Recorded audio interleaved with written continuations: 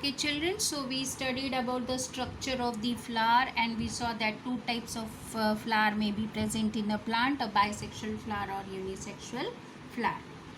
Now we come to a term called as pollination, very important term related to sexual reproduction in plants. Okay, so what is pollination? The transfer of pollen grains from the anther of a flower to the stigma of the same or another flower by various agents is called as pollination. Basically, when the anther matures, okay, it will burst open and the pollen grains will come out, and these pollen grains will go to the stigma. Okay, they will be falling onto the stigma. We have studied pollen grains and stigma, all those terms, right? So when the anther becomes mature, it will burst open, the pollen grains will be released from it, the pollen grains will be falling onto the stigma of the flower. Okay, and this transfer of the pollen grain to the stigma is called as pollination. Okay, so the definition of pollination we have already seen. The transfer of pollen grains from the anther of a flower to the stigma of the same flower or another flower, okay, by various agents is called as pollination. So there are three different types of pollination: self-pollination, cross-pollination and artificial pollination, right? One by one we will be studying them in detail. The first one is self-pollination. Okay, what is self-pollination? Self-pollination is the transfer of pollen grains from the anther of a flower to the stigma of the same flower or to another flower on the same plant. Okay, you have to understand there are two conditions. First condition is transfer of pollen grain from the anther of a flower to the stigma of the same flower. Okay, that is the first condition. Second condition is transfer of pollen grain from the anther of a flower to the stigma of another flower on the same plant. Okay, I'll just show you the diagram and make you understand what does this mean. So here we are having a diagram. Okay, here the pollen grains are released from the anther and they fall onto the stigma of the same flower. So this is called as self-pollination, right? Then the second condition, there is a plant on which two different flowers are produced. Okay, the pollen grain from the anther of one flower will come and fall onto the stigma of the other flower, but the condition is both the flowers are present on the same plant. So this will also be called as a self-pollination. Whether the pollination is taking place in the same flower or the pollination is taking place in two different flowers but on the same plant, in both the condition it is called as self-pollination. Okay, coming to the next one, that is cross-pollination, right? So what is cross-pollination? The transfer of pollen grains, just a minute, yeah.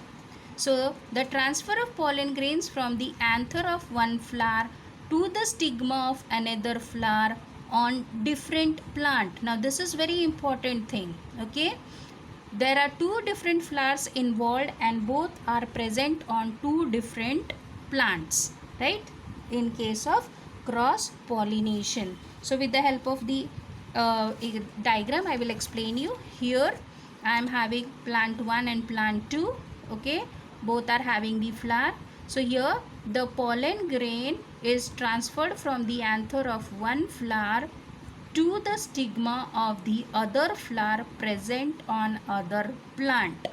Okay, so this type of transfer of pollen grain from one plant to the other plant, that is called as cross pollination.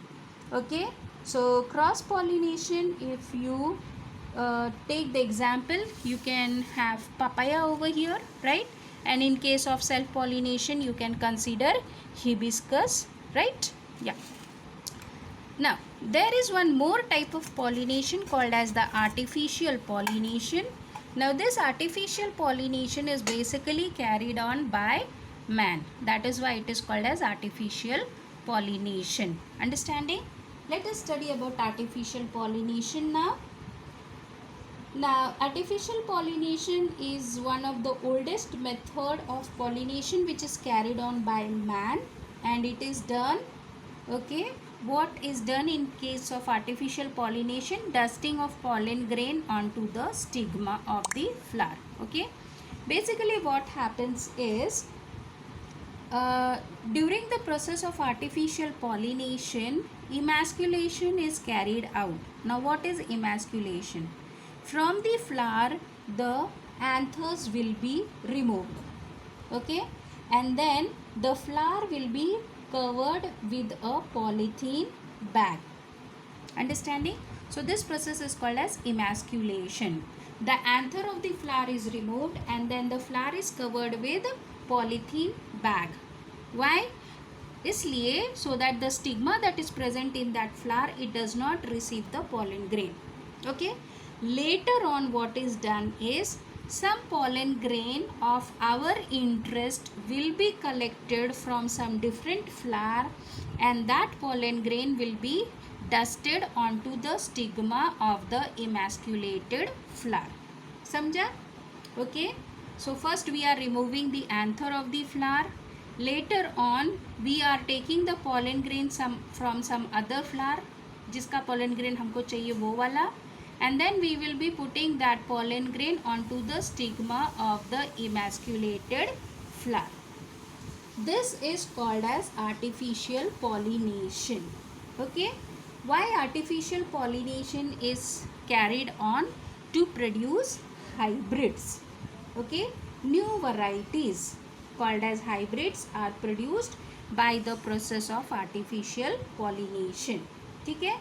And why these hybrids are produced? So that we get the characteristic, the good characteristic of two different plants, okay, together in that particular hybrid, right. That is why the artificial pollination is carried on, right. They are usually more vigorous, resistant to diseases and produce higher yield with large fruit size compared to the normal plant, okay. So these are the characteristics of the hybrids, and that is why people carry out the process of artificial pollination. Understood? So this was about pollination, self-pollination, cross-pollination and artificial pollination, right. Next we will be studying about the agents of pollination in the next video. Okay, bye.